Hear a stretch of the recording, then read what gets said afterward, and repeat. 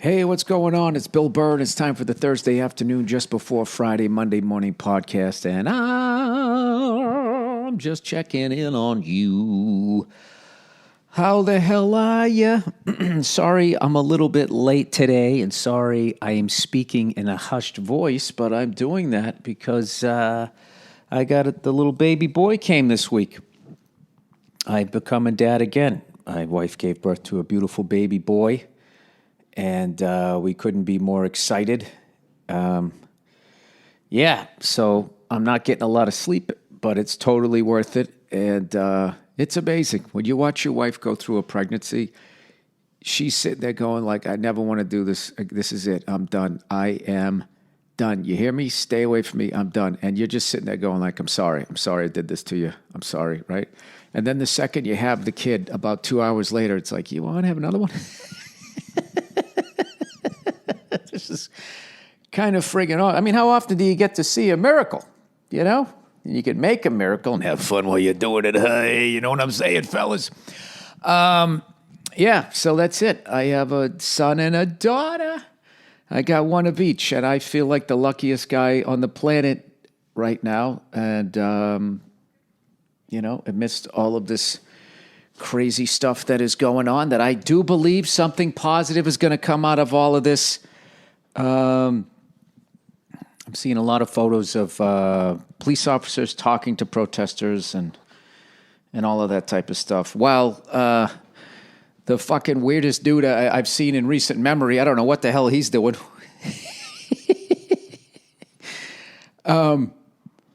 I don't know. I'm trying to stay away from that shit. I really hate doing the politics things, but, I'm not living a life here where I'm just quarantined, so I got to go. Can I go with the low-hanging fruit? All right? Not talking politics or anything like that here, people, but that is one weird son of a bitch. Oh, yeah. I'm gonna walk across the street, tear gas everybody, and then I'm going to stand with a scowl on my face, holding up a Bible in front of a fucking church. Oh my God, there were so many funny memes about that. I mean, that you basically could have done it to anybody. I mean, if I stood there holding a Bible, then you could see all the shit that I said. But did you see that one where they had him saying, I just walk up and I just grab him by the pussy? Like they had that written there where they would say, when the masses were.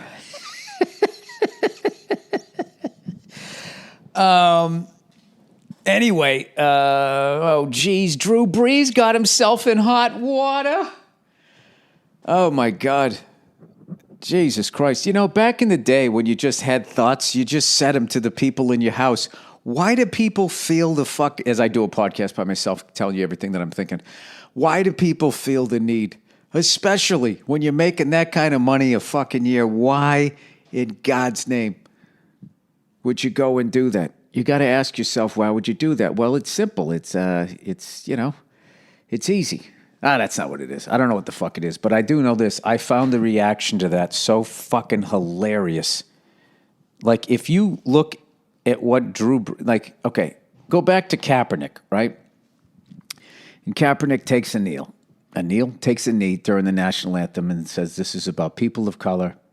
I'm protesting about the way they're treated in this country, second-class citizens, and blah, blah, blah, right? And then everybody on the other side was like, hey, man, don't disrespect the flag, you fucking piece of shit. There's, my uncle's in the fucking, Navy SEALs fighting for your freedom and all this shit. So everyone, when that was going down on the left, was just like, well, hey, man, like, first of all, that's not the issue. The issue is this. It's not that, man. And doesn't he have free speech to like do what he wants? Part of his freedom is he can do and say what he wants, right? And all the people on the right who were engaging were all like, you fucking libtard, fucking snowflake, limousine liberal, all of that bullshit, right? Fast forward, Drew Brees writes his whole shit, right? His take on, the protesting and the riots and all of that type of shit. And then it was literally the exact opposite. All the people on the left are like, you fucking piece of shit. Fucking you cancel this motherfucker. And then everybody on the right's like, well, hey, man, like, he's just expressing his opinion, man. Like, what's everybody getting so upset for, man? Like, they literally, like, change roles. Like, I remember a long time ago, I saw this play, True West. All right? I don't know when, it was like the late 90s. I saw this play, True West, and it had Philip Seymour Hoffman and what's his face? John C. Reilly. And every other performance, they would switch roles. And that's the first thing that just reminded me of, like, how everybody on the right was like, you know, you don't have a right to this fucking opinion. You're a fucking piece of shit. I have the fucking right to react to what it is that he's doing and take whatever he's trying to say and make what everybody's like a catcher trying to frame every ball like it's a strike to fit their fucking argument. And now the left is doing the exact same thing to fucking Drew Brees. All right? I didn't agree with what the guy said, but you're going to cancel the guy?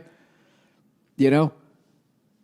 He's doing basically what everybody does. These are just my opinions here. I really believe there are two universes that everybody lives in. The actual universe and the one between your ears. All right? And the one between your ears is so fucking vivid because you have all the pain, all the triumph, all the love, all the hate, all of the shit that's happened to you between your fucking ears. So there's no way anybody can tell you that's not fucking reality. So when people open the fucking hole in their head and they start spewing out words, they're basically saying, you know, where they are in the fucking universe. That's all it is. You don't have to agree with it. But I don't think attacking Drew Brees because you didn't like what he said is any more healthier than attacking Kaepernick for what he said, especially if you're trying to go in some sort of positive direction to try to bring people together. You know, I just, you know, it's like, all right, I don't agree with that, but I'm not going to argue with your right to say it. But in no way would I ever take what the fuck he said and try to spin it to my own fucking political things. You know, now this is just, I'm talking as a white person here. Now somebody of color obviously is going to have an immediate visceral reaction to what the fuck that guy said, which I understand that. But like all the white people jumping in and that type of shit, and just the fucking lying that is done on social media, because it was sort of a funny meme, but it showed a picture of everybody that was supporting what Drew Brees was saying, and it was a bunch of white people, and they all had like these dark sunglasses on.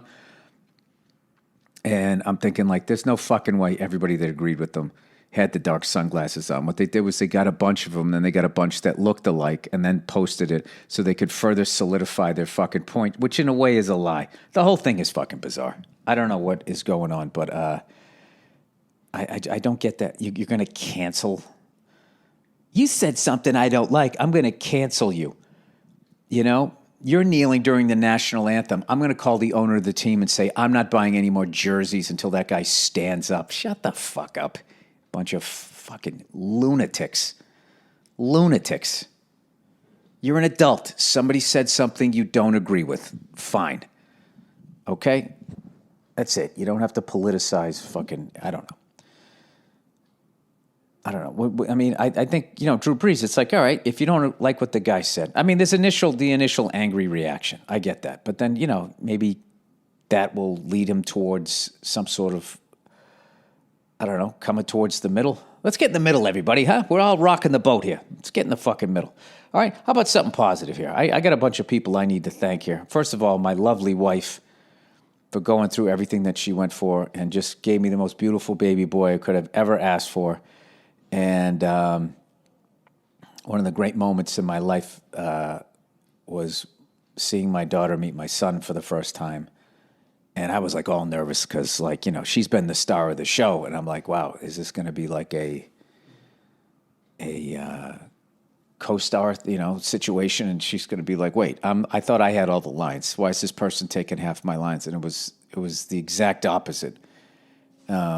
when she saw him. She like went like, she took like a breath and put her little hand up to her mouth, man. It was so cool. And she's absolutely fascinated by him and all of that, which is why I feel like I'm lucky that I had a daughter first, because the way little girls, it's amazing, their reaction to babies.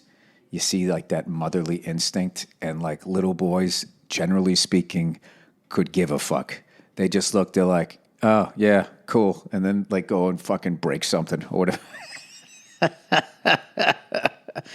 So anyway, I was supposed to do a bunch of press over the next couple of days. Obviously, I can't because I'm going to be changing diapers and trying to sleep and doing all of that type of stuff. So there's a few people I just wanted to thank.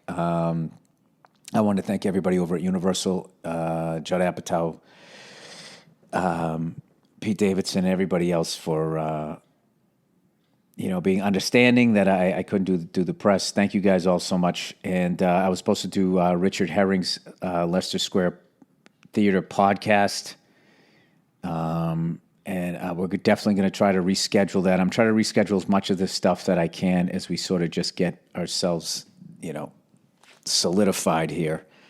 But thank you for all of them. They were so universal. Everybody was so cool. Judd, everybody was so cool. Like, no, we get it. Don't worry. But, part of being in these things, part of having the privilege of being in a movie is you got to help sell the hell out of it and let people know that it's happening. So if you guys could do me a little solid, the way Universal, Judd, and everybody else did me a solid over the next couple of days, if you guys on June 12th, The King of Staten Island will be streaming. If you guys, it's a fucking hilarious movie. I think, my own biased opinion, if you guys, and Pete is so amazing in it. It's such a incredible story. If you could watch it, I would really appreciate it. So there you go. All right. There. Huh? Is this positive stuff? People can say things and people can get angry about them, but then, you don't have to fucking, how do you cancel a quarterback?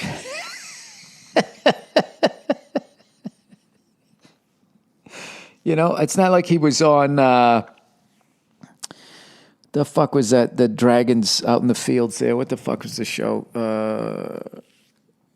I can't fucking remember. Not Lord of the Rings. Come on, everybody was watching it. It had the little evil king. I wanted to watch it. My wife wasn't into it. It was just too many episodes to just, when there's that many fucking episodes. Game of Thrones. When there's that many fucking episodes and you're married and you're sleeping in the same bed, like there has to be, you got to come to the middle. It's like we have to pick, we got to pick a show. Oh, by the way, I saw a fucking amazing fucking goddamn show. Jeez, I got to clean up my mouth here, and I got two kids and I could ruin here. I want to make sure I get everybody's, Amanda Pete is in this, I forget what the name of the fucking show is. She plays this woman. Oh, does she, Bill? With Christian Slater, they play this married couple. It's based on a true story. Dirty Secrets is what it's called. Dirty Secrets. Oh, geez. The Betty Broderick story. And I got to tell you something. Amanda Pete's performance in this thing is so friggin' incredible. And then I actually looked up the real woman that she's playing, because I was like going like, was this woman this unhinged? And then I just saw pictures of her. I was just like, wow, she is nailing this thing. And Christian Slater is absolutely crushing it, playing her ex-husband. And it is fucking wild. I think it's on the USA Network. We started watching it. I mean, I sort of paratrooped into this thing. I don't know how many episodes in they were, but I'm going to go back and watch this stuff. But Jesus Christ, what a performance. And what a creepy story, too. And it's kind of funny. It was like basically the overall story. You can read the overall story. If you don't, spoiler alert, just fast forward ahead for a couple minutes here. But it was basically, man and woman get married. They had an old school relationship where she stayed at home, was a stay-at-home mom. He continued to work, built his career. At one point, he went, after finishing medical school, he decided to get a law degree. He's going to be a lawyer. And then he was going to do, I guess, malpractice law or something that had to do with medicine or something like that, legalities of medicine, right? So when he went back to law school, she became the primary breadwinner. And then he became a lawyer and did all that, and became, what the hell he wanted to be. And then their marriage went south, and he was having an affair with some chick he was working with that was like way younger than her, and yada, yada, yada. And so she snapped, and now she's in jail. We'll put it that way. I'm trying not to ruin this for you. And what was funny was it was like this story, this case was groundbreaking because it opened up the whole topic of, women sacrificing their own careers for their guys and then kind of being left with nothing. And I have to hand it to women. Only women in a double murder case could still somehow make it about themselves. Because it is a legit argument. If you're sitting there and you're taking a back seat while your partner is getting all these credits and everything and then gets this ridiculous earning power as you supported them financially and then they walk, yeah, that's definitely fucked up. But it's kind of a weird time to bring it up after the woman who was in that situation killed 2 people. I mean, that's when you're kind of like, I don't think that's the biggest issue here right now. I think maybe mental health might be the issue. I don't know. I forgot what I was going to say. Sorry, I got the dad brain here. It just struck me as fucking hilarious that during that time, you know what I mean? Like if a guy killed a woman and then during that time, during that case, okay, a guy kills a woman and it brings up this criticism that men have for women. Just imagine a world where you could pull that off. I mean, ladies, you gotta understand, when your husband's about ready to snap, and you have to at some point let him sit on a couch and put his feet up. A man sitting down is not a trigger for you now to think of something that you could tell him to go do, right? Can you imagine bringing up that kind of shit? Oh, you know what that reminds me of? That guy killing his ex-wife. You know what that reminds me of? My wife has this thing that she does. Just hear me out. This is all going to come full circle. Anyway, I don't know what the fuck I'm talking about on this podcast, people. I got maybe 2 hours, 3 hours sleep last night. My swaddle game is flatlined. I mean, I'm not going to lie to you. I came in a little cocky. You know what I mean? I was watching the rookie that they put in starting, and I was sitting there, looking like the grizzled vet on the sidelines, like, I got this. He's going to fuck up, and then I've been through this shit before. Well, 2 minutes left in the game, I got this shit. I've done it before. Completely forgot how to do it. Just failing miserably. Changing a poopy diaper while looking at watching a video how to swaddle.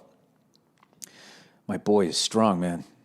It's all about getting that first arm down, and then you bring it across, and then he's kind of like locked in, and he just like powers his way back up through it. Granted, my swaddle game's a little off, but and he was definitely voicing his displeasure. He was definitely arguing the call when I was doing that. So, anyway, I'm just psyched that we're home. That's always the big thing, When you have the kid, my big thing is you just want happy, healthy, all of that stuff, and then the next thing is like, I just want to get everybody home. I never feel relaxed until we're home. So now we're finally home and can sort of, I guess, you can't relax because I still, freak out about shit. But like, at least I'm in a comfort zone of my house. I'll tell you what was hilarious. Like the night before my wife went into labor, I was looking at dirt bikes online.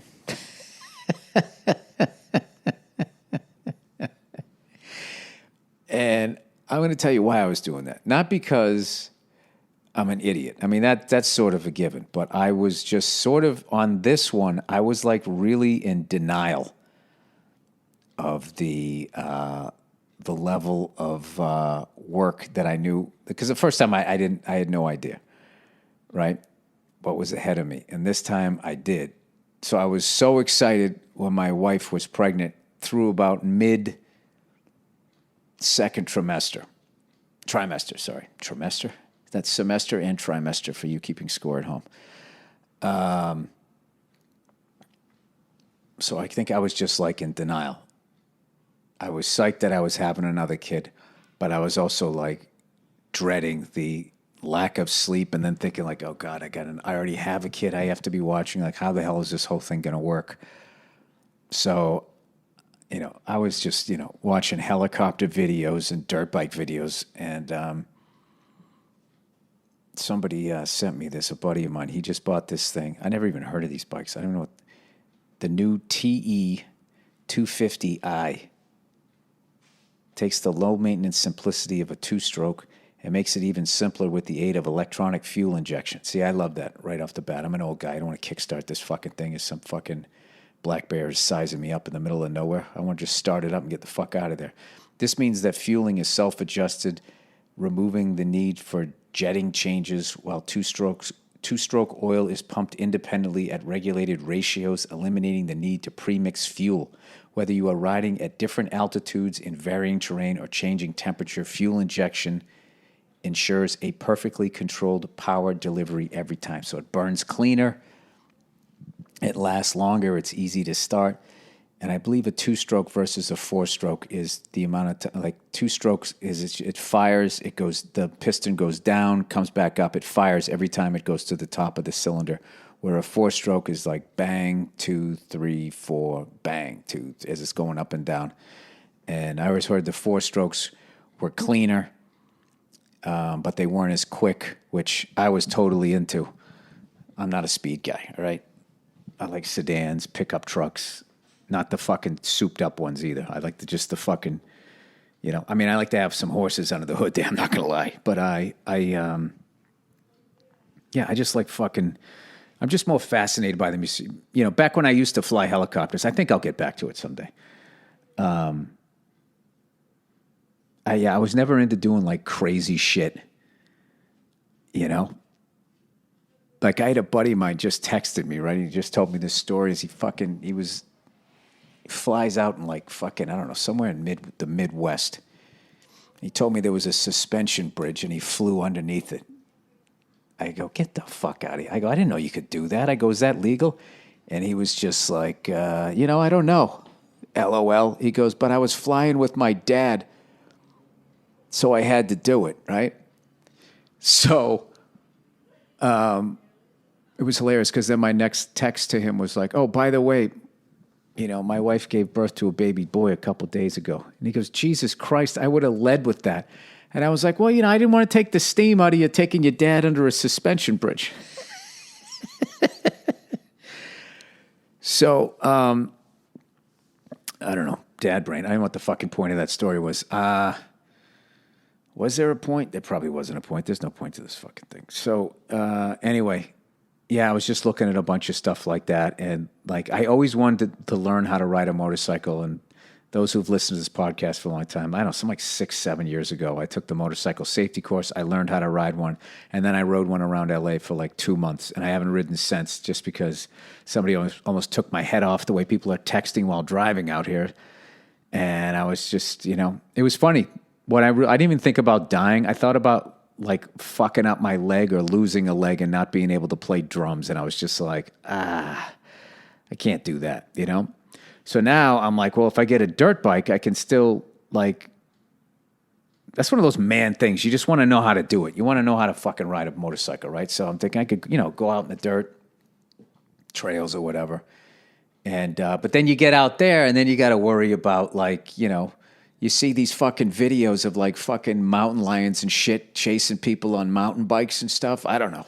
I always like, get freaked out about there's always something you got to worry about. This is why I stopped riding a motorcycle, because I was riding scared, so I was going to get hit sooner rather than later, so I decided against that. But I have to fucking tell you though, man, like I absolutely love them.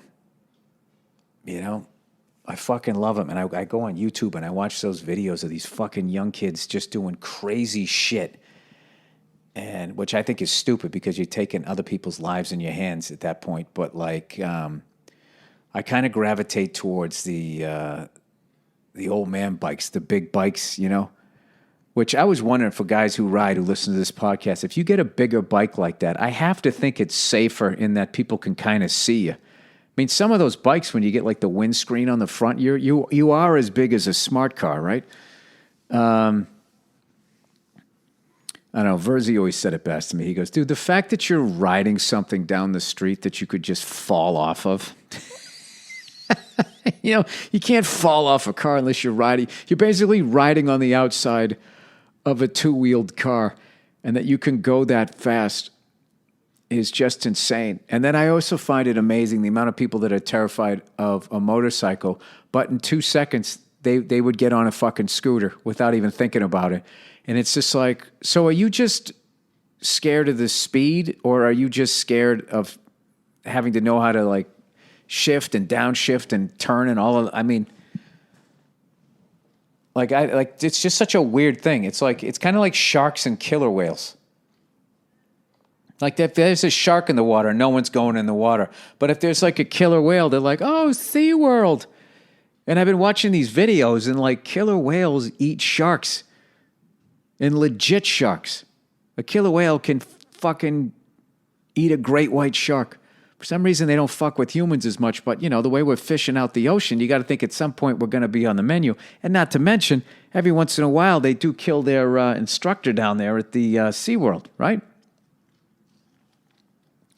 Is there a word for that? You know, like if you kill your mom, it's matricide, there's patricide. Is there a word for killing your boss? Let's see, matricide. What a thing to look up. Patricide.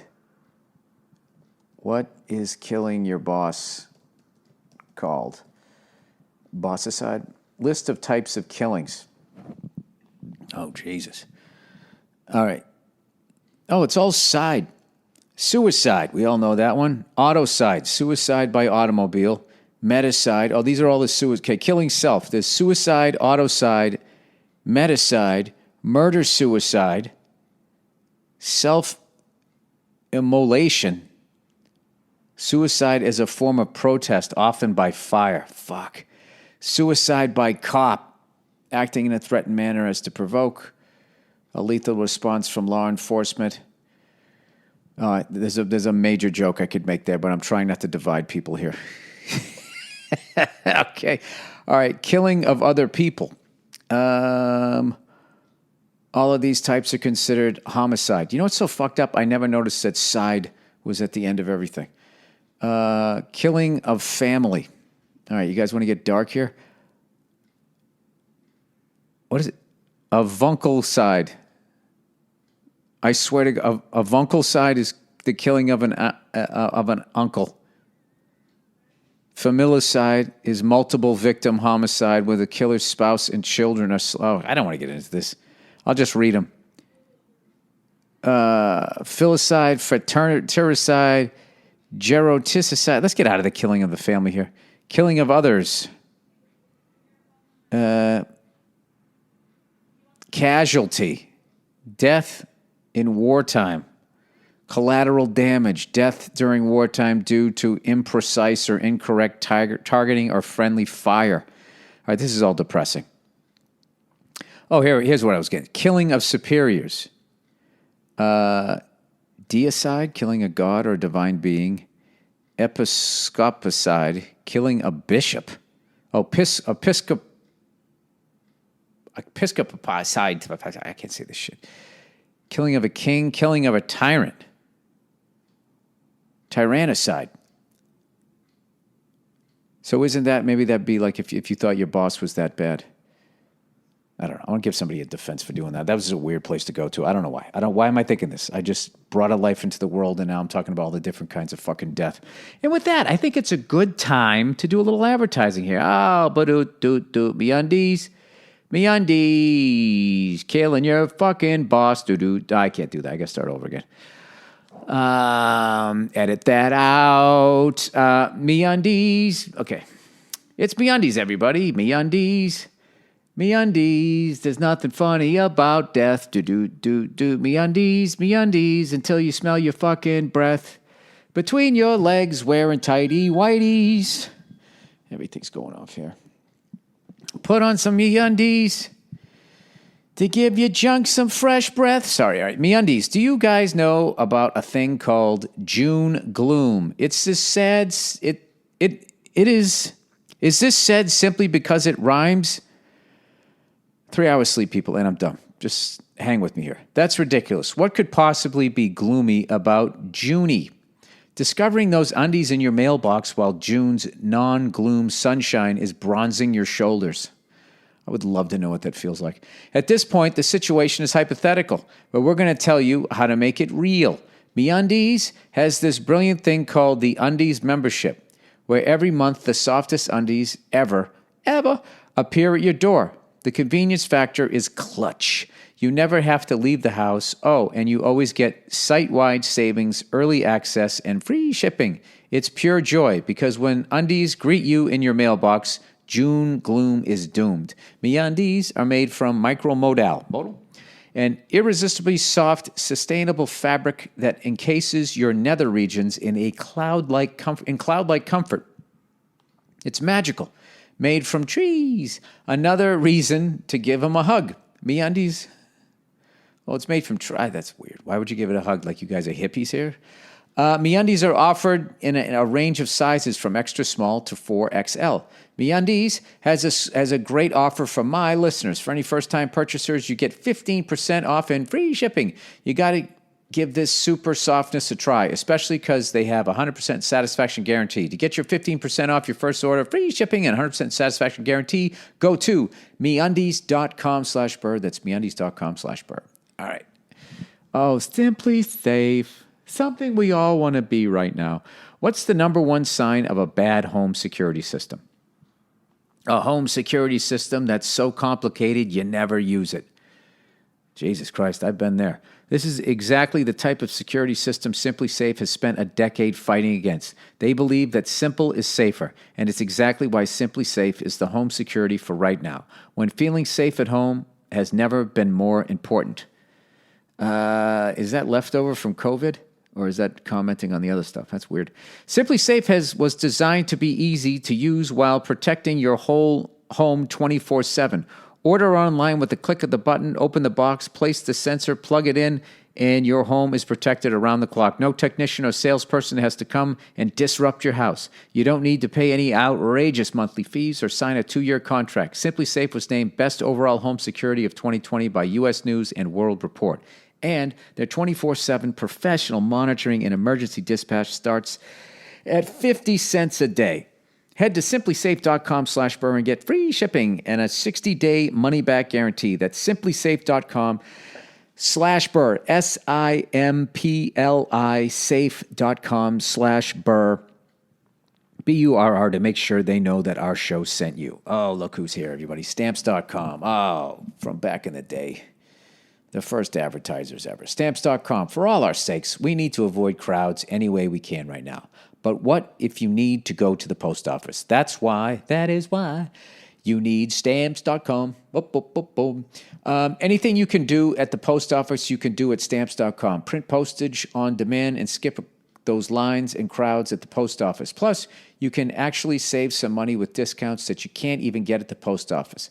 And if that wasn't enough, Stamps.com also offers UPS services with discounts up to 62%, and no UPS residential surcharges.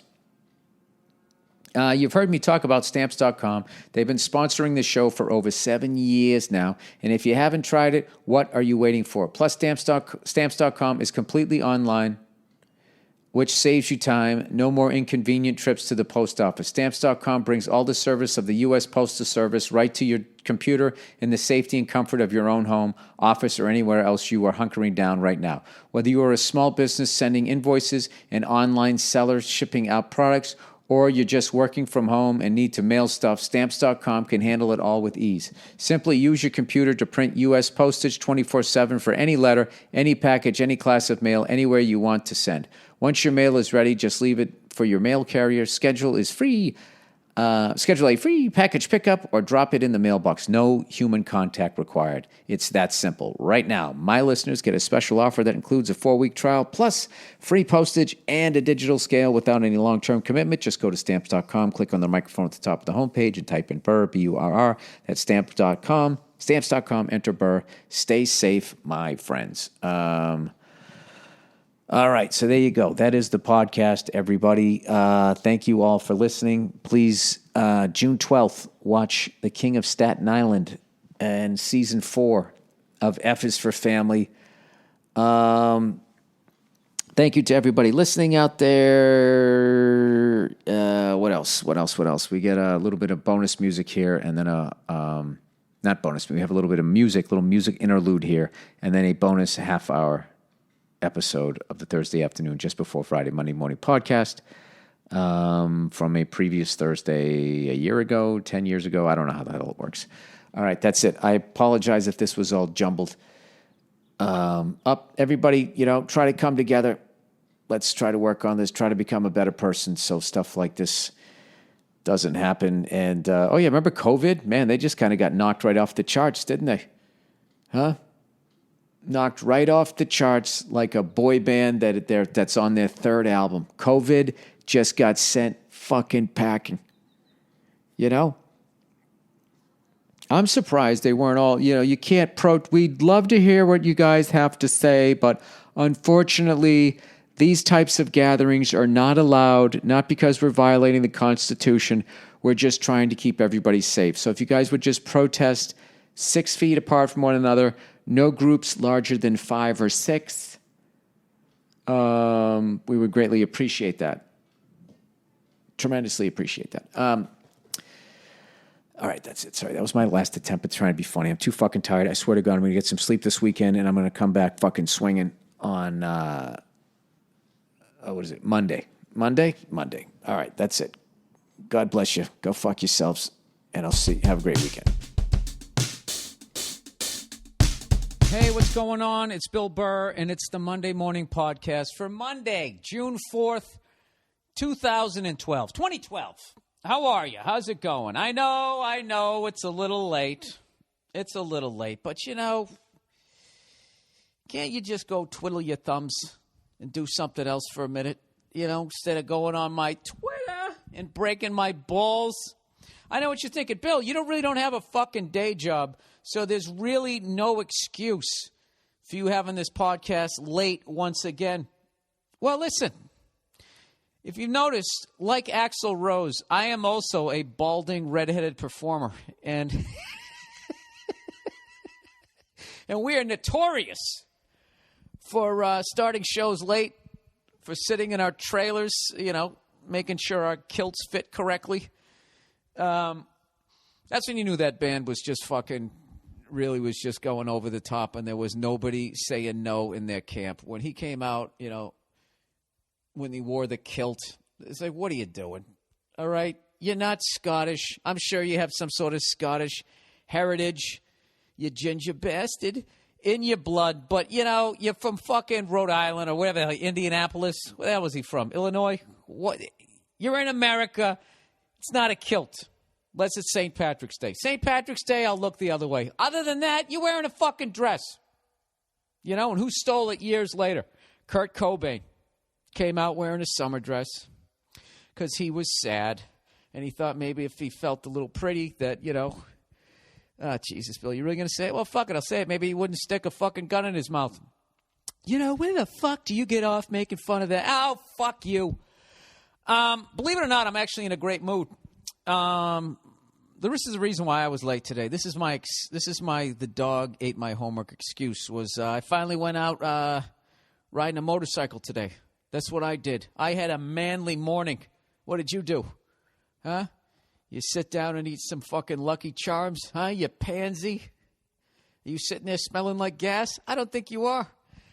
Is there anything worse than when somebody just picks up a new hobby and then they go out and they just buy all the gear and then they start walking around like they're fucking Clint Eastwood?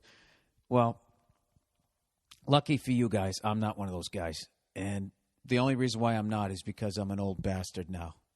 And one of the great things about being an old bastard about being an old bastard, one of the great things, aside from having an enlarged prostate, is you know your limits. You've gotten fucked up. Somebody kicked you in the head by now. You fell down a flight of stairs. You fucked up some relationships.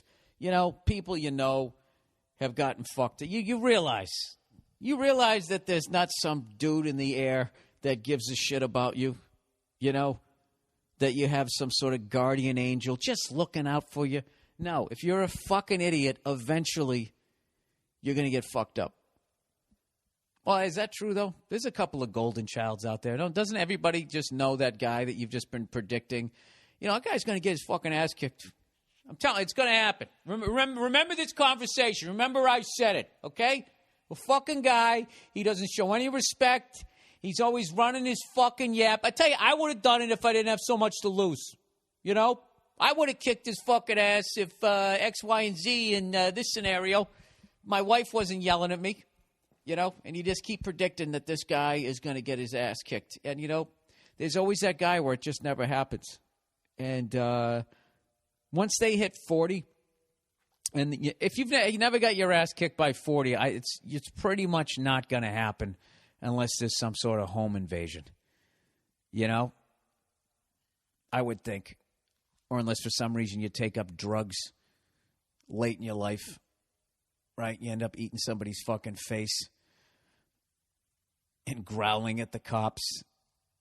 It's just, you know, isn't it unbelievable that I refuse to watch that video. And if you watch that video, like before, if you haven't watched it yet, you know, just those videos, that's like just deliberately putting a virus on your computer.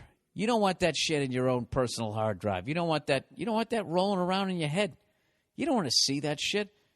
You ever fucking meet, like, you know, veterans who've really seen some shit, be it military or cops or whatever, prison guards? They got that look on their face. They just seen too much shit. Christmas music starts fading away in the background. Why would you deliberately do that to yourself? All right? It already sounded horrific enough. It's already making my stomach turn. I mean, that's just...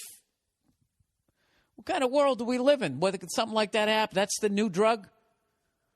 I mean, on one hand, you got to hand it to the youngsters. You know? Every time, you know, you think your generation is taking it to the limit, the next generation somehow figures out a way to top you. It's one of the great things about human beings. That's why cars keep getting better. Right? People figure out how to make a sandwich a little more tastier. You just keep improving. And but that also goes with evil shit. And I always thought, you know, the crack 80s, when I saw Crack Babies, I was like, that's it. I don't know how you top that. You know, some little shivering fucking guinea pig of a kid, never had a goddamn chance, comes out addicted to crack. How do you beat that? You know? And then along came Meth Heads. Right? That sounds like the beginning of some spin-off sitcom. Right?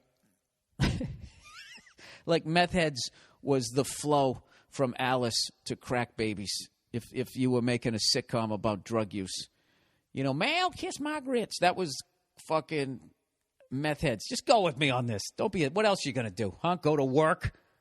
Sit in your cubicle and actually get something done and earn a fucking living? That's right. Wrinkle your fucking nose at me and my podcast. What are you doing? Huh? You eating those yellow Oreo cookies you got down from the vending machine? Aren't those tasty? They are, aren't they? Now your blood sugar's starting to crash. Look at you. Big stupid head on your hand, acting like you're trying to figure something out on your computer. You're not. You know, maybe you're in an airport and you just finished off some fucking horrible food. All right, now you're going to go waddle your ass onto a goddamn airplane. What does that have to do with anything? So anyways, then you had Meth Heads, who I thought were basically real-life zombies. As far as you could take it. And then along comes this guy. Along came Paulie, right? Just like the movie. Except Philip Seymour Hoffman's eating somebody's face. How great is that fucking basketball scene, by the way? Ray Dance. Old school's the best. Eating somebody's goddamn face. I refuse to believe that that's the drug's fault. I think you got to be like already a maniac. And then you do some new psycho drug. But who knows? Maybe that's the new thing. Maybe that's what the kids are doing. Ugh. And then the guy fucking survives, and now you're in the hospital. I mean, I would just be like, dude, kill me. If I was laying in a hospital bed, and then they're acting like they're going to somehow fucking do a face transplant on me, like, from what? Bill, can you hear us in there? Listen, you're stabilized. We've got new. I would immediately just start feeling around my hospital table for a pen, and I would just be like, shoot me. Actually, you know what? I wouldn't, because then they would be like, well, we have to prevent him from doing what he wants to do to himself right now. And so I wouldn't say that. I would just write, oh, great, on a Post-it, and then stick it to my non-existent forehead. And I just keep pointing to it every time they talk to me. And then the second I felt like I was alone, how would I do it? Oh, that'd be great. Just roll right out the fucking hospital window with your ass hanging out of the back of that robe. I'm sorry. I feel bad for that guy and everything. I'm not making fun of that guy, but, like, I don't have the internal strength. Like, you ever see that shit, like, when, like, Christopher Reeve gets thrown off a horse, hits the ground like a fucking lawn dart, snaps his neck, and then the next Oscars, he's wheeling himself out with his, like, tongue smiling at the crowd. Like, I feel fortunate to be alive. I feel lucky. There's no fucking way, if I'm ever presented with that challenge, that I'm going to handle that even remotely in a dignified way. There's no fucking way I'm going to. I'm not as strong as those people. I will just be, you know, like I said, sounds great. It's going to be right on my fucking forehead, and I'm going to steer my chair right down a flight of fucking stairs, and that's it. It's over. I'm willing to roll the dice, you know, about what happens after here. Personally, you know, these fucking people who go through shit like that and then are able to continue on with their lives. And, like, you ever see these fucking people that, like, you know, writing a fucking novel with their left foot? You know, I'm sitting, my girl's like, take out the recycling. I'm like, what the fuck? I mean, I just, you know, if there is a higher power, I think he knows who to fucking challenge. He's taking a look at me going, oh, geez, we'll let that one go. This fucking asshole can't even make the goddamn bed. I'm going to send him flying off a fucking horse. Are you serious? So anyways, let's get on with my day here. I had a phenomenal day. I went dirt bike riding this morning for the first time ever. Never rode a motorcycle. And I got to admit, I did all right. I was driving around for like an hour, and then next thing you know, they talked me into going out on the track where they had jumps and shit. And but it wasn't like, you know, they were fucking steep for me, but they had like the plateau so you could ride over them like a little bitch, which is exactly what I did. And it's why I didn't get hurt. A couple times, you know, I got into like second gear, and I kind of was like, whoa, and there was like a fucking fence with a telephone pole. And I was like, yeah, you know, I don't want to be doing that. I don't want to be fucking laying there, you know, with my rib cage slammed into all my vitals. I don't feel like doing that. So I kept it slow. Then I got on the track, and it was hilarious. I thought I was flying when I was on the track, but someone was taking video of it, which I will give you. I will put up on the podcast page. Hopefully if it's sent to me by the time I post this, I'll definitely at least have some photos. But I thought I was flying, right? Like, I was flying. Then I watched the video, and I looked like looked like I was riding like a fucking moped. But anyways, I drove around for like 2 hours. Got it down pretty goddamn good, and I only ate shit once. I was on the track, and I don't even know what happened. It was like I was up, and then I wasn't. I was like, I got it. It's going good, man. I'm going to kick up some dirt. And that was it. Landed on my shoulder. Jacked up my thumb a little bit. And you know what I did? The old man in me said, you know what, Bill? You know what? I think that's good for a day. I think that's good. I rode right off the track. I went around it one more time, you know, just so I'm not, like, afraid of it. And then I just went over, and I pulled up to the truck, and I got some water. The instructor dude came up and said, hey, you want to ride around again? I was like, nah, you know what? I think I'm good. One face plant is good. I got a podcast I have to do. I got the gist of this shit. I'll definitely be coming back. It was a great time, man. It was such a good time. I Took my truck out there, met the buddy of mine. He had the buddy who had a couple of bikes. Just an adventure today. You know, we got off at the exit. There was these two dogs that looked healthy. They're just running down the fucking highway. Tongues hanging out, like, you know, big spoon tongues. And we were pulled over, picked them up, gave them some water. Parked in the shade, let them hang out there. Fucking awesome dogs. They were filthy, but they were well fed, and they had collars. So we, it was hilarious. Like right next to the track was this guy. He had like a fucking, just was living in like a double wide. Like motocross, you're there for 2 seconds and you just feel it. It is a white trash sport. That's why I loved it. You know, my fucking inner redneck. You know, I mean, you could just feel it. You know, gas, gears, meth, the whole fucking thing was right there, you know? Mullets. You know, everybody there sucked at math, but they could convert a lawnmower into like a fucking Ferrari if they had to, you know, or at least a Mustang. That whole vibe. So right next to the track was this guy had like a double wide, and he had like fucking 20 dogs. So the dude who picked up the dogs is going, well, let's just drop them, because we were yelling and the guy didn't come.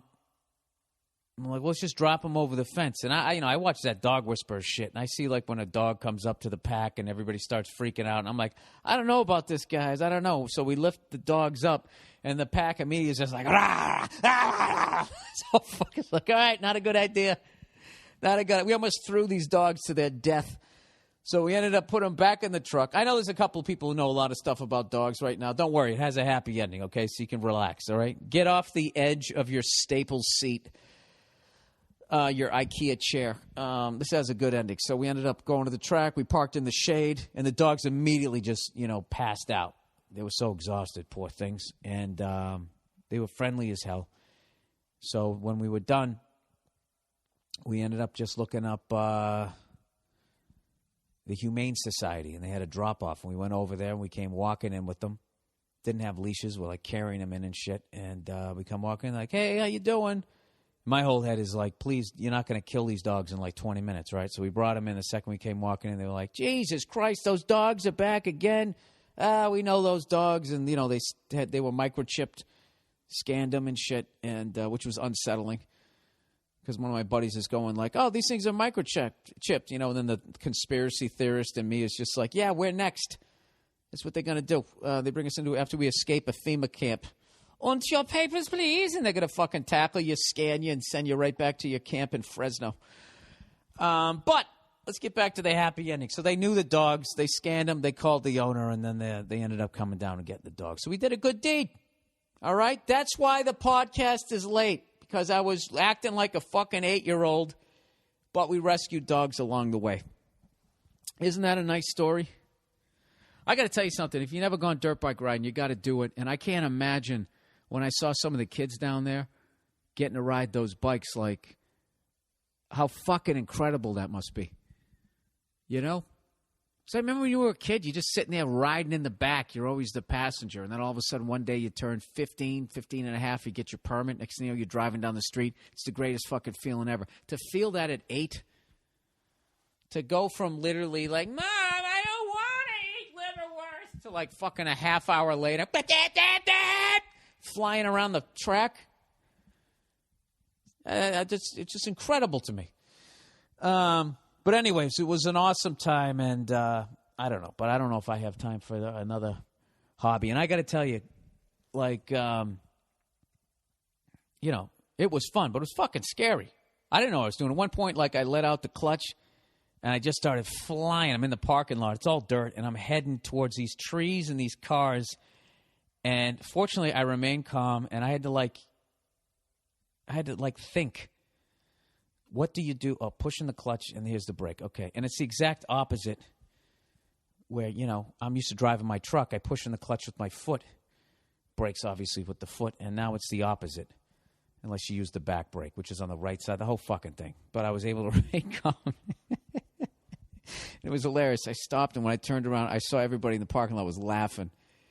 And I was just sitting there like, dude, I am just a fucking YouTube video waiting to have. I should have had epic fail written across my shoulders. It was a little sketchy in the beginning, but I just kept, I watched a couple of YouTube videos on how to ride a motorcycle, and they were just like, look, just keep it in first gear, let out the clutch, get going a little bit, and then learn how to stop. And then just keep doing that over and over again. So I just kept doing that over and over again. So once you can slow the fucker down, you're all right. And I got it into second gear a couple of times. But like I said, I wasn't, I wasn't trying to break my collarbone, or even worse, fucking be a lawn dart right into the, I'm too old. I can't make a comeback from that shit, kids are all positive. They like fall out of a skyscraper and they're like, yeah, I'm good. Put on some cartoons. And they're like up and walking in like a week. Like that would have broke me as a human being.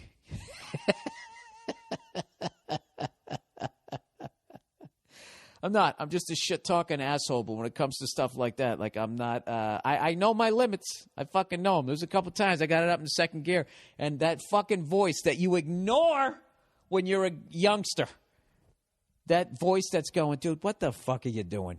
And just plays out the scenario, of laying in the back of the ambulance and that guy flashing the pen light in your eyes, just playing out that scenario and all the canceled gigs I would have. And every time, it's below 30 degrees out, my fucking liver hurts. Like, I just played all of that. Every time I thought of that, I just kept slowing down. But it was fucking awesome, man. And that's it. There you go. There's my dirt bike story. That's why I'm late. All right. Okay. So this is the Monday Morning Podcast, everybody. Did you watch some fucking sports? How about them Celtics? The fucking Saints kid.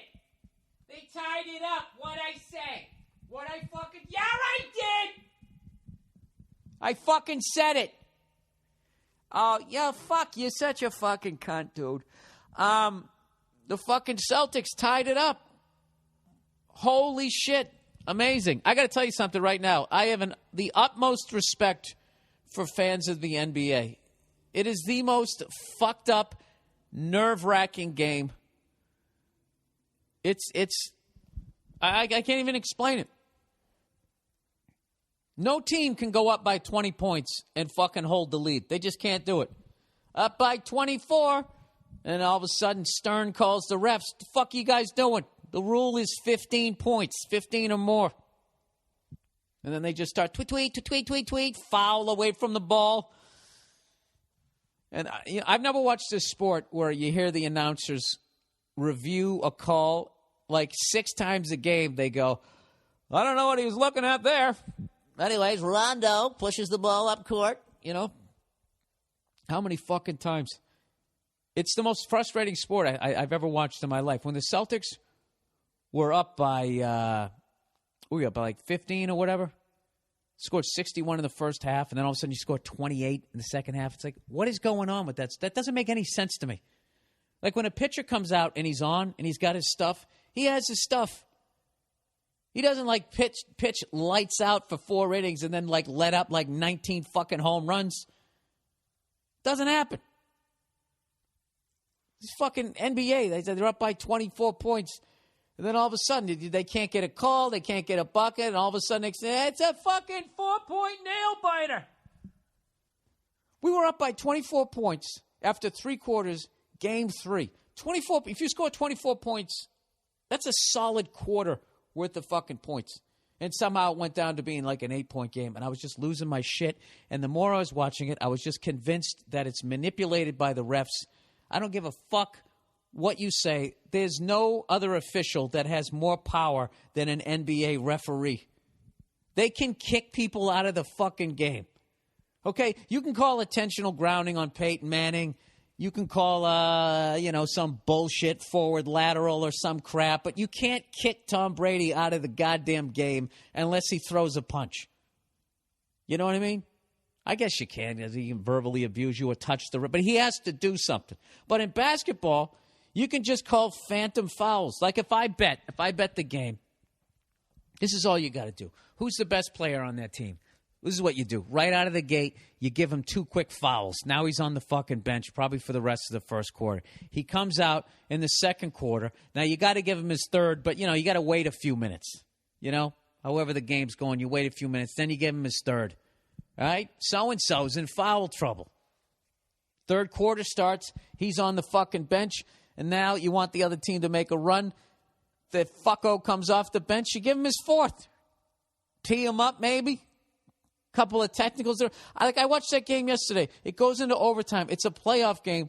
Paul Pierce fouls out. LeBron James fouls out. 2 fucking best guys out there, arguably.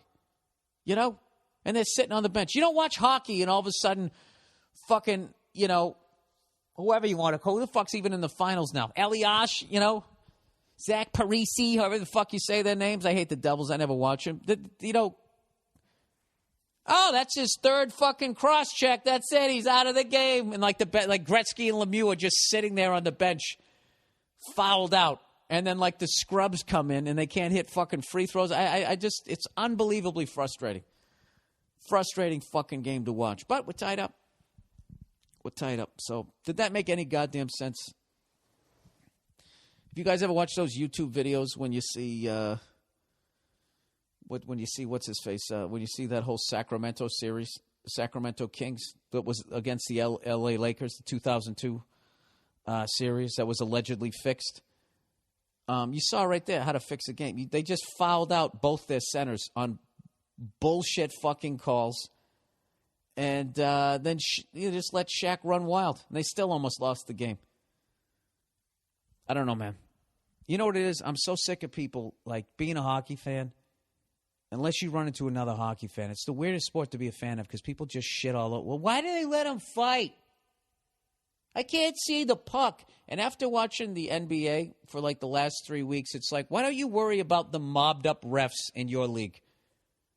I think the NBA is basic. It's a pure game. It's a beautiful game. But it's basically a traveling gambling ring as far as I can tell. The players gamble with each other. They get into fist fights on planes. They bring guns to the fucking arena. You had a mobbed up ref, and then they pulled the Lee Harvey Oswald. He acted alone. Horse shit, right? You have the biggest star of the game has to mysteriously just retires for a year and a half. And then one of his loved ones essentially is murdered like execution style. Like there's a lot of shit.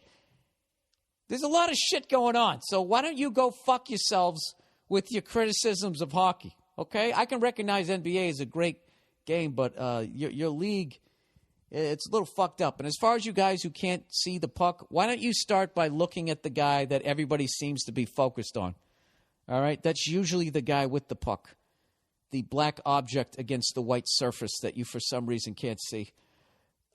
Speaking of which, I'm trying to go to Game 4, the L.A. Kings. You know what's the best thing about the L.A. Kings making the playoffs is listening to the local sports radio shows like Have to Talk Hockey. Dude, they are fucking flailing out here. I listen to that Max and Marcellus show. That's the show I always listen to. And they're great and everything. But when it comes to hockey, they don't know a fucking thing. Max is just hitting you with basic. They got there quicker than any other team. Big team. They're playing together. He's nothing. The guy's got nothing. This is funny. Like 2 weeks earlier, I was listening to his show, and some jackass called in, was going, I'm a casual fan of hockey. I go to a couple games a year. If they just would tell you what a cross-check is, it's like right there. It's like, dude, you're not a casual fucking fan. That would be like me saying I'm a casual fan of the NBA. I go to a couple games a year. If they just tell me what traveling is, it's like, how do you not pick that up within the first fucking period and a half? All the criticism against hockey is so ridiculous. I love when they go, why do they have 2 halftimes? It's like, dude, why don't you go back to basic math and realize that it's mathematically you can't have 2 halftimes.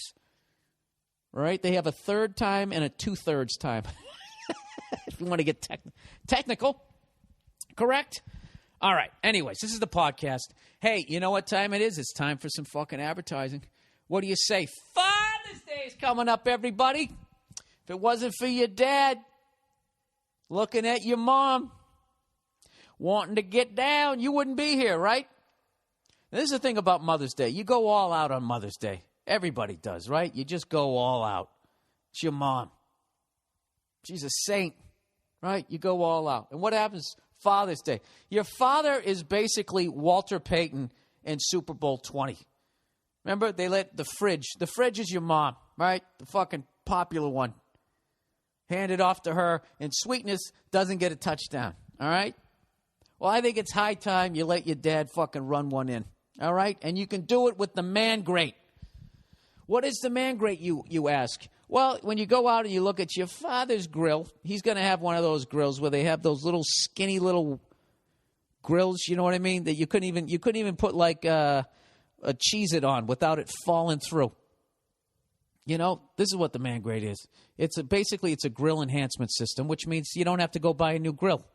This is going to enhance it. You ever go into those awesome steakhouses and you look at their psycho mesquite grill that they have? And those really thick grates that they have, and the little moat thing to catch the grease so there's no grease fires.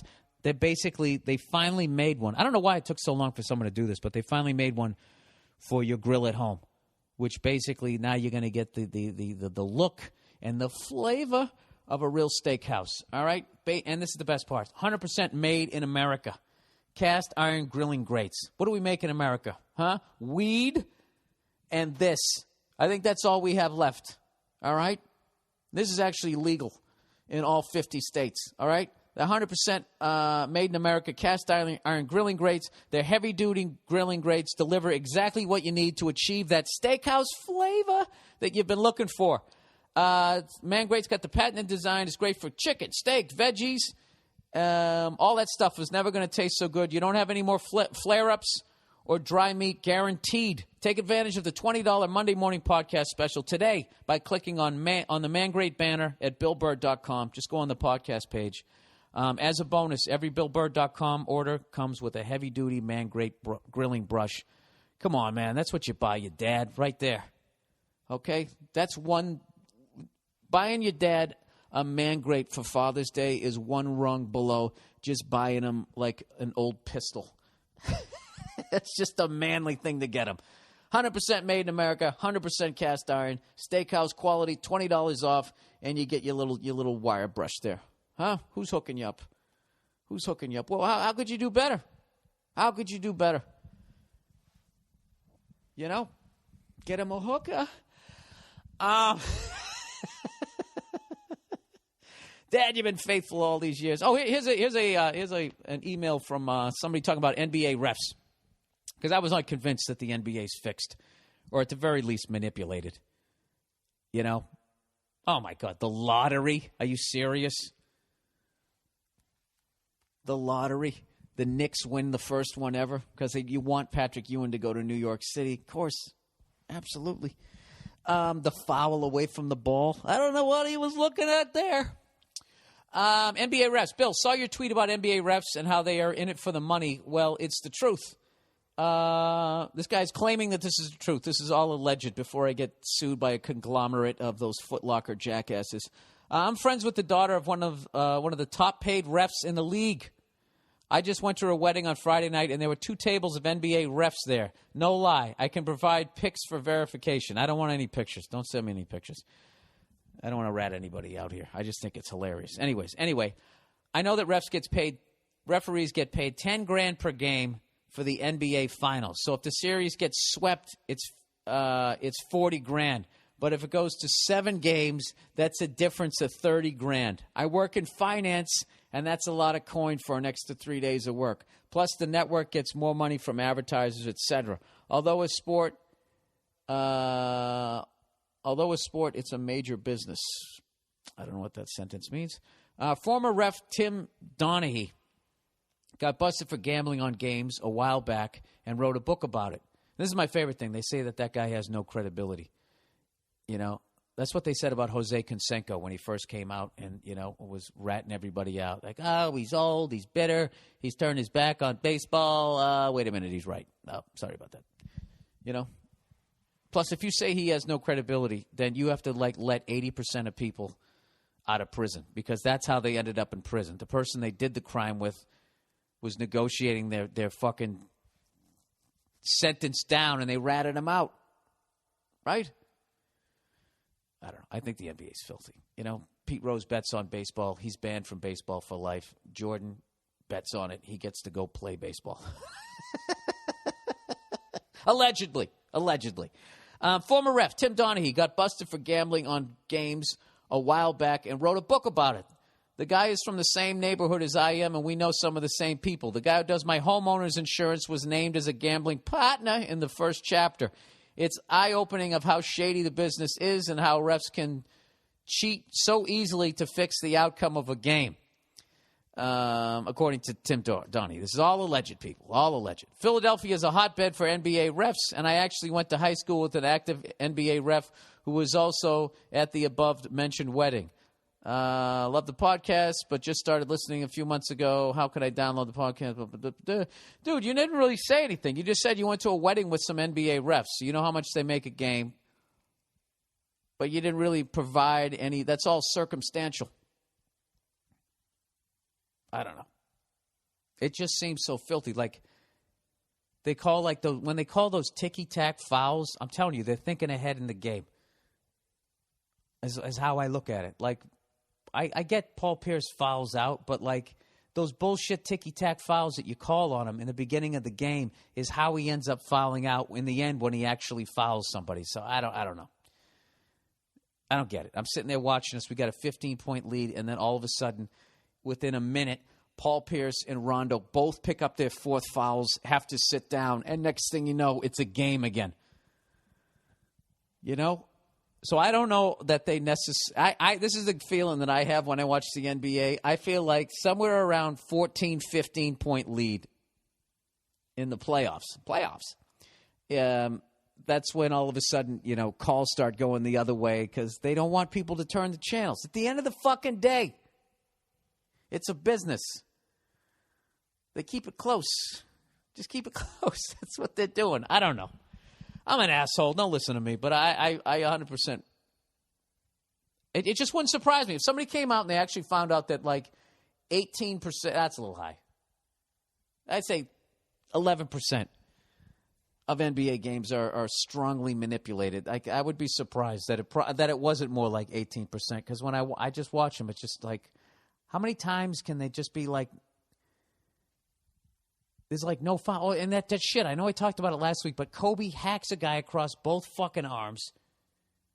They call him for his third foul in the second quarter. You know he's going to sit down. That's going to affect the casual fan watching. They have a 90-second meeting, and then they give the foul to somebody else. I mean, that's a business move. Right fucking there. And then the announcers, well, I don't know what they were looking at there. All right, Kobe bringing it up the court. It's fucking nuts. Shooting the front end of a 1-and-1. There's a foul away from the ball. Jeez, what was he looking at? I don't know. Must have been something before the video. They act like perplexed. All right, here's a sexuality situation, everybody. Hey, Bill, I need your advice on something. This is not about a breakup, dating, or gold diggers, but I think your advice could help me out on an extremely awkward position. I'm 19, and I'm home from college for the summer. I've been home for about a month, and I live in North Carolina, but go to college in Arizona. Dude, good move. Arizona with all those fucking whores out there coming to class in, like, bikini tops, and you're out there with your cuter-than-cute southern drawl. How much ass are you getting? Well, let's find out, shall we? Okay, while I was away at college, I have opened up to new ideas such as politics, religion, and about my sexuality and and I am bisexual. At the beginning of summer, I started hanging out with my old friends from high school, one of which was gay. We had messed around in high school, but nothing serious. What does that mean? You flicked his balls a little bit? Sorry, the fucking joke is there. I'm going to do it, all right? Come on, take it like a man, like everybody else. Okay, everybody gets trashed on this. Here we go. So this summer, he and I were hanging out at my house, and nobody was home. We started to drinking. Oh, gee, she's playing some music. YMCA. And he started to smoke some weed, man. Then after about 2 hours, we decided to do the dirty. Jesus Christ. Okay, here we go. Slugging our way through here. Halfway through us getting it on, my mom walks into the room and catches us in the act. Wow. Now, talk about the needle going off the fucking record. She started yelling at me, swatting me with the mail she had just gotten. I'm surprised she didn't turn the hose on you. Kicked my friend out of the house, then banned him from ever coming over again and started screaming about the Bible and a bunch of religious shit. By the way, this all happened when I was in a panic trying to get some clothes. Oh, my God, dude. What a way to come out. The only thing was missing was a giant neon "I'm gay" sign hanging over you. Wow. That's a fucking situation there, huh? Ever since then, my mom and dad have been forcing me to go to a few religious nut jobs that are supposed to convert me from bisexual to heterosexual. That's hilarious. You know, like you're going to convert a truck from two-wheel drive to four-wheel drive. Like it's that fucking easy. This is a huge pain in the ass because, one, there are churches on every corner in North Carolina, and two, I don't want to change. So you shouldn't. Dude, you can't. You are who you fucking are, and they're going to have to accept it. Also, my parents have been treating me differently now, and it's really weird and awkward every time we talk. So I guess my question is, how do I deal with this? Dude, this might be outside the realm of my lack of expertise here. Do I tell them that I don't want to go to some religious fat fuck who is a Jesus freak and whose stomach is as long as his vowels? Oh, you got that southern draw. You can't be sucking dick. Or should I just pretend to be straight until the end of summer, then go back to living the life I want to live at college? Also, how do I keep sane with people telling me that I am living my life wrong and that God is judging me? I hope that wasn't too sad. Dude, it's a fucking epic story. Thank you for sharing it here. All right, this is the deal, dude. You need new friends. You need to keep the friends that accept you for who you are, and the ones who aren't, you just got to phase them out. Your parents will come around. You know, they're going to come around because you're their son. All right? Stereotypically, probably your mom before your dad or whatever. But I don't know. Maybe they will. Maybe they won't. But what the fuck are you going to do? You know, you are who you are. You got to go be who you're going to be. And as far as do you tough it out for the summer, that's up to you. That's up to you if you're going to keep going back. I mean, if I was going to keep going back to some shit that I didn't want to go to, I would just I would have fun with it. I would just act like a fucking moron. And I would keep acting like I was almost cured, and then at the last second be like, but don't you think John Travolta's cute? Oh, no, sorry.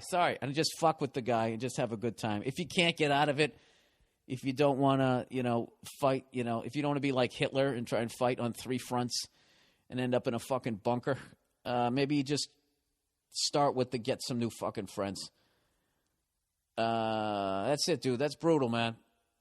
That's brutal, but you'll get through it. You'll get through it, and you'll find some fucking people. I don't know. It's weird. In a weird way, everybody does that. Beyond that shit, As a comedian, I never fit in anywhere. Everywhere I went, like when I fucking had jobs, and they would be sitting there, and I had my little Michael J. Fox fucking suit and tie on, like thinking that this is what I was gonna do, and everybody was going in for some fucking meeting. I never gave a fuck, and I just always felt like an outsider until the day I walked into a comedy club, and I basically found people who were the same kind of weird that I was, so they didn't seem weird to me. But admittedly, comedians were all out of our fucking minds. So that's what you have to do in a gay way. You just got to go find some heterosexuals who are accepting of you and go get some gay friends. And, you're going to have a great life. And you're going to have abs until you're 60, evidently, because that's how it works with gay people. Fuck them. Be who you are, and that's it. All right? There you go. All right. Dealing with girlfriend's mom. Girlfriend's mother. Dear Billiam, I'm 24 years old.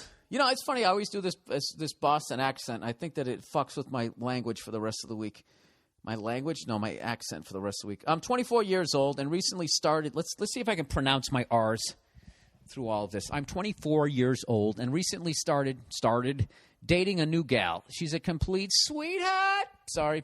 Also 24 years old, but her mom already hates me. What do you got, a mullet? You got an earring? You got a loud car? Do you got that look, I'm going to fuck your daughter? What's going on with you? He says, I'm a pretty successful guy for my age. College graduate. I have a house, legit office job, etc. How the fuck you got a house at 24? Do you come from money or are you dealing? Dude, if you're a college graduate and you legitimately found a job and were able to buy a house, like, I don't know, like, you're probably like one of 5 people from your generation that's able to do that with this fucking economy. So I'll give you the benefit of the doubt. Congratulations. I'll give you the benefit of the doubt that you don't have a meth lab in your bathroom. Anyways, the girl lives at home, and before me, she was dating a guy in medical school. Her mom crept through my Facebook profile and decided, based on the suburb I'm from, the school I went to, and the fact I'm not a doctor, I'm not good enough for her daughter. Oh, which means she probably pressured her daughter to go date a fucking doctor. Or, she dated a doctor trying to make her mom happy. That's what I'm guessing, with my lack of a psychology degree. But my cynical, everybody's a cunt way of looking at stuff. Well, after 3 months of dating and accepting I might be around for a while, they finally agreed to meet me. Her dad seems like a nice guy. It's just the mom I have to, air quote, impress. So here's the issue. I can't play the redneck stereotype too hard by wearing acid-wash jeans and a Def Leppard T-shirt because my girl will get pissed off. But to my advantage, I own 2 cars, both of which will annoy her and deem me a fucking hick. Which option, in your opinion, would be funnier parked in the wraparound driveway of their $1 million house? And now he sent me pictures of his 2 fucking sweet rides. He's got a 2006 Ford Mustang GT. This is my daily driver. It's blue with silver racing stripes and lowered 2 inches. I have the cats removed and full exhaust. I don't know what that means. What, catalytic converters? I have no idea what that even means. I just love that you assume that I knew. So it's loud as shit, and it's a 5-speed, so I can play like I sucked at driving a stick and do the rev and release clutch move that all 16-year-olds do. That should rattle their stainless steel appliances and granite countertops. Number 2, I got a 1991 Ford F-150 4x4. My bad weather / housework, I think you beater? You wrote better. 351 Windsor, motherfucker.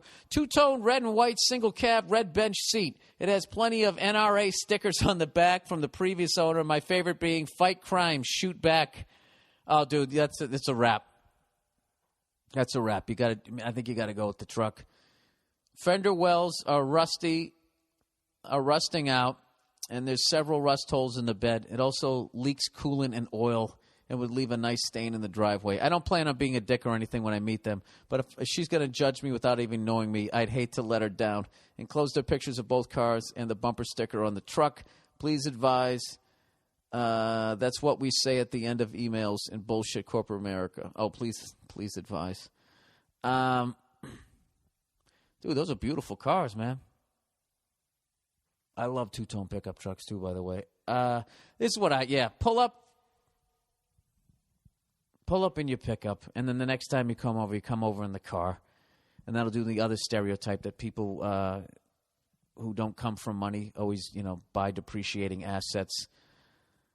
I don't know, dude. It all depends on how much you care about this girl, because your whole attitude is perfect. You shouldn't give a fuck whether she likes you or not. You really shouldn't. There's nothing you can do about it. Just, romance her daughter if you love her. If you don't, get rid of her.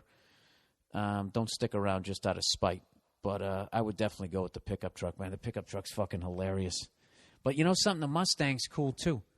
That Mustang says, I'm going to bang your daughter before we even get to the restaurant. And it's loud. Maybe the Mustang. Do you got a mullet? How about a clip-on earring? I don't know. Anyways, what the fuck else happened to me here? I got to click back to my notes here. There's a couple of stories I want to tell you. I told the motorcycle one, right? Didn't I? For fucking 9 hours? Oh, shit. Where the fuck is it? There we go. Where the hell is it? You know what? This fucking computer, man. How sick are you guys listening to me bitch about my computer? Let me just get rid of this. Oh, shit. You know what I went to on, what was it, Wednesday of last week, Thursday of last week? I went down to the House of Blues. They had the John Bonham birthday bash. It's become this yearly thing where this cover band, basically. Not cover band. It's like these insane fucking musicians. I guess they're all playing Led Zeppelin. They come out, and then all these drummers sit in and they play all these Zeppelin tunes. And it's the fucking shit, man. And there was some guys out there who really, really impressed me. Simon, it was crazy. Freddie Cupcake Curry, the nicest guy in rock and roll. Now, if you remember that from MTV, Headbangers Ball, you're showing your age. He played Custard Pie, and Simon Wright, the drummer for AC/DC from 83 to 90. He took over when Phil Rudd got kicked out. And right before they did Razor's Edge, 1990, he left to go play with Dio. And I never really listened to Dio, at least that part of his career. And all I heard was him just playing the AC/DC stuff, which was total 2/4 stuff. And he came out and played The Ocean, and he fucking crushed it. Phenomenal drummer. But more importantly, the last time I saw both those guys on the same night, I saw them play the old Boston Garden. Cinderella was opening up for AC/DC on the Heatseeker tour. Huh? You jealous? Isn't it amazing that it took me 43 years to find dirt bikes? When you hear that story. But Freddie Curry played Custard Pie. And I felt there was two different... all the drummers there were great. But I felt there was two kinds of drummers that night. There was the drummer that was going up there that loved John Bonham and was paying tribute to him and understood what it was that John Bonham did. And then there was the other guy. So this was a small portion. Went up there, and it was just a jerk-off festival that they were going to go up there and show that they could play all the fucking licks. And they were playing all over the kit throughout the song. And it just, I don't know.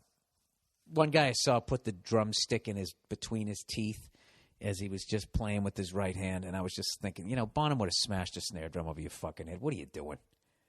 What are you doing? I mean, was he biting on it because he felt he fucked up a lick? I have no idea, but it was annoying. It fucking annoyed me. And it started off great. The guy who organizes it, Brian Tishy, I think he organized it. He played In the Evening, and man, he just fucking crushed it. And I was in my John Bonham glory.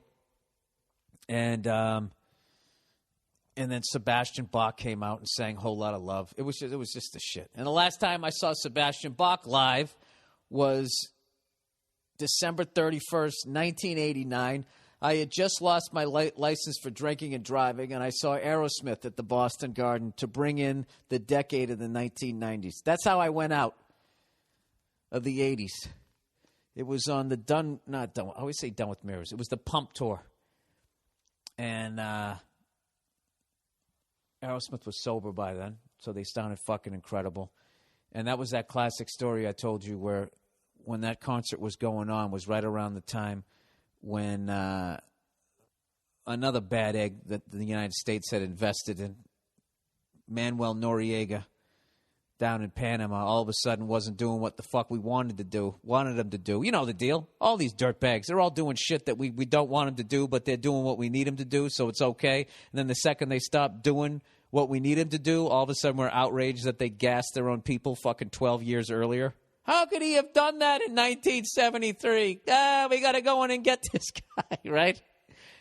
It's like the fucking Kobe Bryant foul. 90 seconds later, they give it to somebody else. It's like, what the fuck have you been talking about? So anyways, they're pumping us with all the information about Manuel Noriega, and none of it is good. So, so he goes up there in the middle of this fucking metal show. He decides, I know I told this story before, but I love this story. He decided out of the fucking blue to go political. I remember he was standing on stage. Now, he might have been drunk, just for him to save face, but he was wearing these leather pants. And I just remember him standing there. He goes, "What's up with this Manuel?" And he grabbed his dick and he goes, "Suck my fucking burrito, man." It was fucking horrific. And there was this awkward pause and everything just went, wow. Everybody starts cheering. He goes, he said something about going down there and fucking nuking them. It was the classic. And for all you cunts over in England, the guy's from Canada, so go fuck yourselves. All right? You think another typical stupid guy from the States. All right? And he might have been pandering, but I got to tell you, we all cheered. That's right, Sebastian. You figure out Central America and then play Slave to the Grind. Oh, no, that was their first tour. That's when they were singing 18 in life, you got it. 18 in life, you know. Right? And all the chicks are like, oh, my God, look at me when I take my tits out, not at her.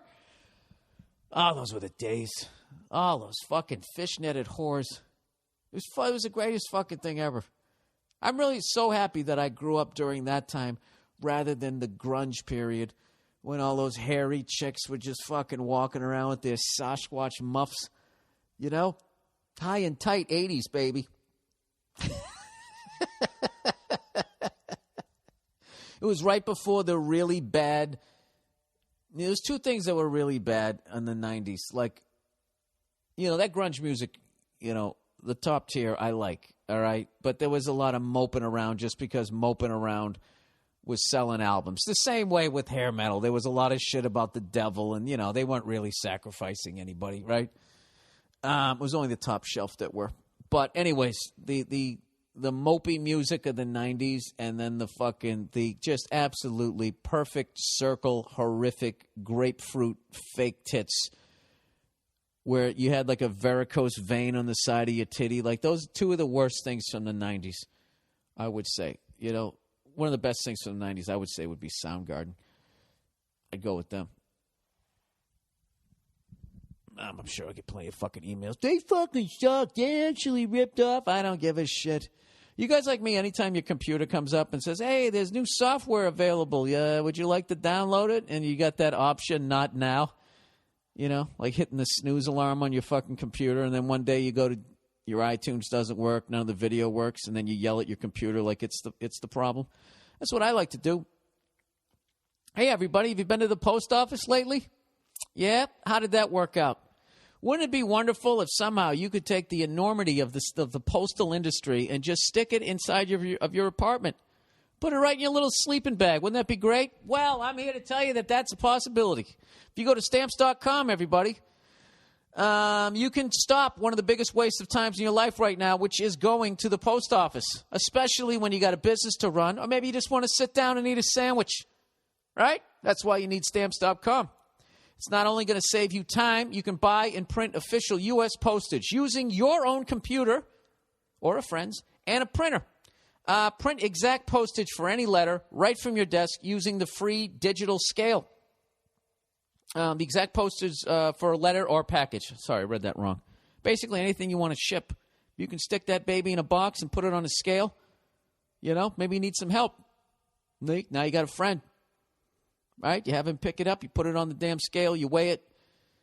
You put the postage right on. You walk out. You put it in your post office box, whatever, your mailbox, and then you go right back to watching TV. Bill, we know what we would do if we had the post office in our own apartments or houses or outhouses or tents.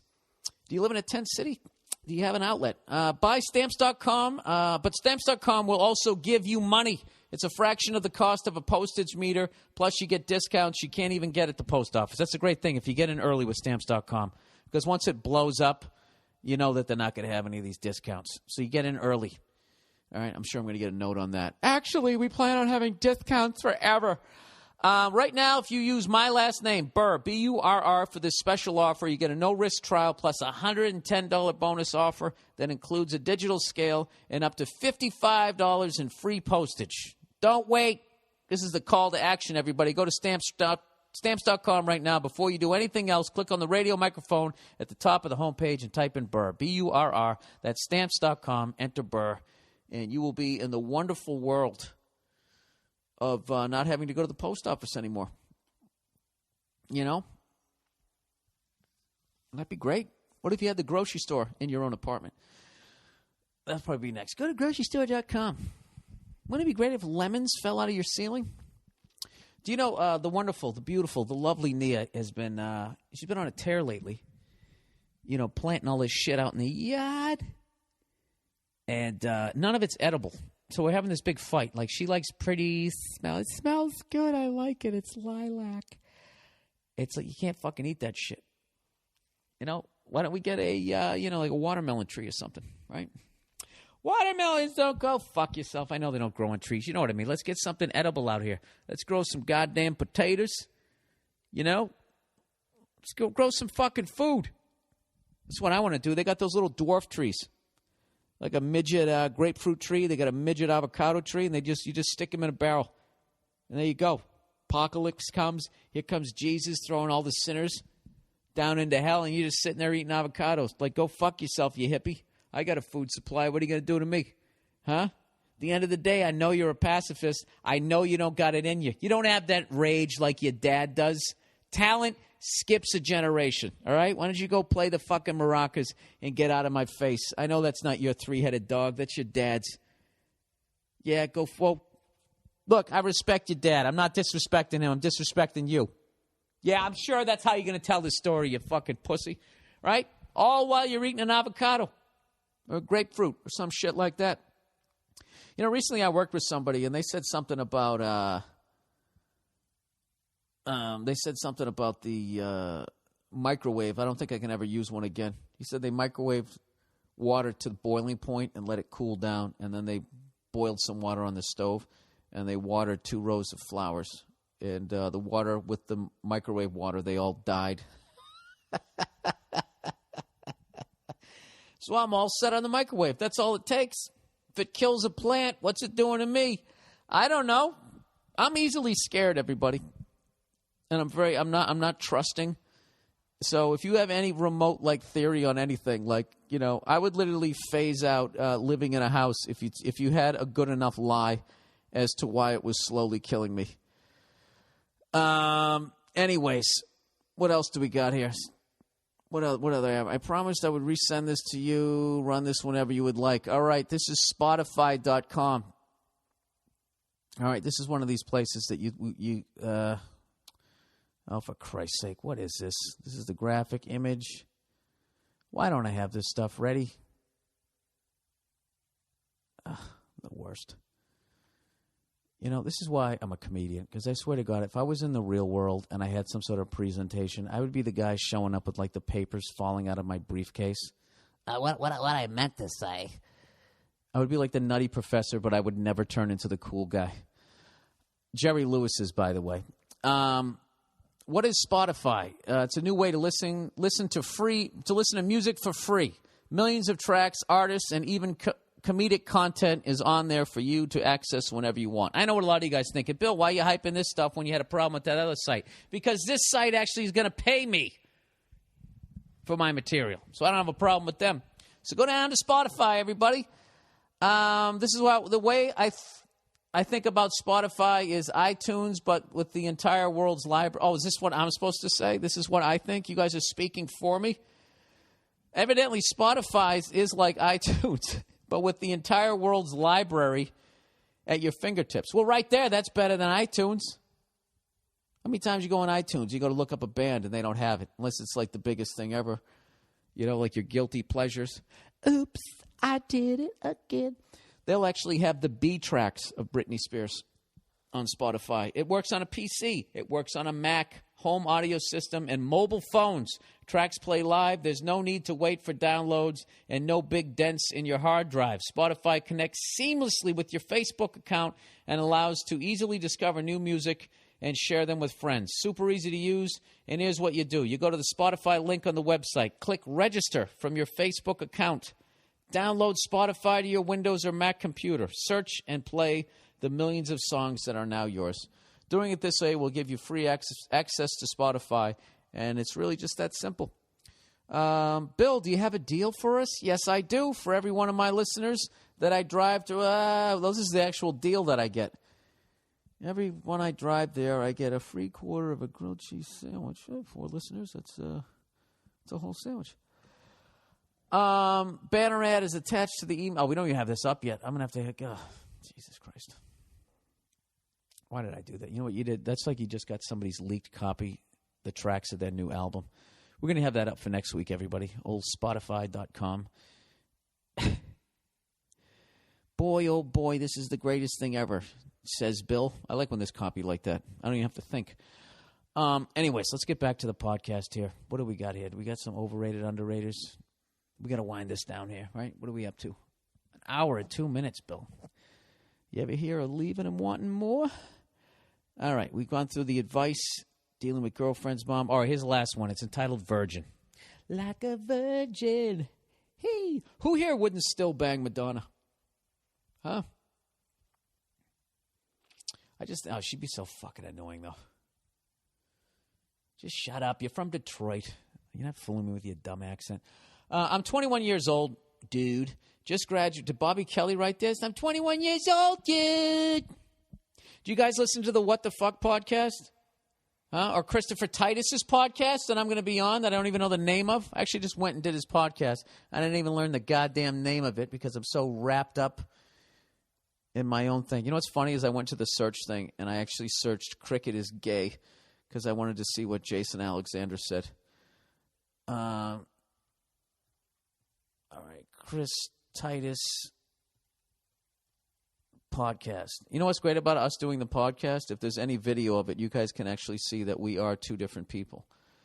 TitusPodcast.com. There we go. This is what you do. You go to TitusPodcast.com, and there's all kinds of music. All right, it's just called the Titus Podcast. It's got a cool logo, the son of a bitch. Anyways, I did one of his, and I actually just tweeted it this week. So there you go. There's your homework this week. Listen to the What the Fuck, dude. No, not What the Fuck. Oh, you know what, dude? What the Fuck is Marin's. You know what, dude, is Bobby Kelly's and the Christopher Titus podcast. Go to TitusPodcast.com. All right? If you like this podcast, hell, you might even like those. All right, virgin. I'm a 21-year-old virgin dude. Just graduated from college in L.A. Is that Louisiana or Los Angeles? And one of my bigger issues... That was a great Dennis Miller joke a long time ago. Just got back from L.A. I love Louisiana. And one of my bigger issues in my life right now is that I'm still a virgin. Dude, 21, that's not bad. I'm not attractive. I'm not unattractive or anything. I work out, have a bit of an issue with acne, but it's nothing like having a gigantic pus ball on my face. I was in a relationship with a girl since I was 14, and we ended it when I was 20 because we just couldn't deal with the long distance anymore, and she was really conservative Christian, and I guess I was naive and stupid enough to tell her that I would wait. That's all right. You're a good guy. Therefore, the most we went to was just oral sex. Oh, all right, dude. Well, you're not like a terminal virgin. You're actually, dude, you're living the life. You're having sex like you have it like a one of those massage parlors. We came close a couple of times, but I would always back out because I'd feel bad that I would be running off with the virginity because at the back of my mind, I kind of knew this relationship was never going to work out. Jesus Christ, dude, you're a saint. It doesn't help that she and I have had the same group of friends. So if word got out what I did, that would have been seen as a dick move. Now that I'm actually single and looking for chicks, and on occasion I've actually managed to convince a few to come home with me, all right, you're in the game. I feel this innate sense of pressure that I wouldn't be able to perform well and would end up embarrassing myself due to lack of experience. Dude, you're going to be fine. These nightly escapades would therefore only tend to end up with makeout sessions or the occasional finger bang blowjob before I pussy out. What do you think I should do? Should actually do in a situation like these when I'm taking a chick home who probably has way more experience than I do, and should I just take a heavy dose of man the fuck up and wing it in the future? I wouldn't think of telling a girl that I'm a virgin before fucking her would sound remotely attractive to her in any circumstance. What are your thoughts on this? Yeah, dude, you know what you got to do. Just, look. You know, I got good at playing hockey, or halfway decent, upper level of sucking. You know, like I gradually got to the truth on that. I am at the upper sucking, not quite lower mediocre. How I got there was I played with people who had more experience than me. All right, so just slide that over to banging these girls. All right, and I don't think that girls aren't like that. They're not gonna. What is she going to do? Oh, my God, you never fucked anyone before? Jesus, I fucked like 900 guys. They're not going to say that. They're going to be like, oh. And next thing you know, you can be banging fucking doggy style. That'll be a thrill for them. You know, you put on the fucking soundtrack to The Graduate. You know, you have a good time. Yeah, dude, just look, you know what the thing about this is the more you wait, the bigger of a fucking deal it's going to be. You know what I mean? It's like you're icing the kicker, and the kicker is your dick. All right? For God's sake, get out there and fucking blast it through the uprights. That's what you need to do. All right? And you sound like you're doing great, man. You're a good guy. Dude, do you realize the fucking, the I don't know what it is. I don't even know what the word is because none of my friends have this character trait. I'm sure women know what it is, and they probably look for it in a guy. A gentleman. Jesus. I had to search for it. You're a human being, dude.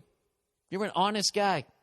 You could have banged this girl and you're like, I can't do it because in the back of my head, you actually, you know what's funny? You'll probably bang a couple girls and you become a piece of shit like me. But right now, dude, you're in the zone. Mother Teresa couldn't fuck with you, you know? Jesus comes back tomorrow, dude. He's fucking, you're right up on that horse.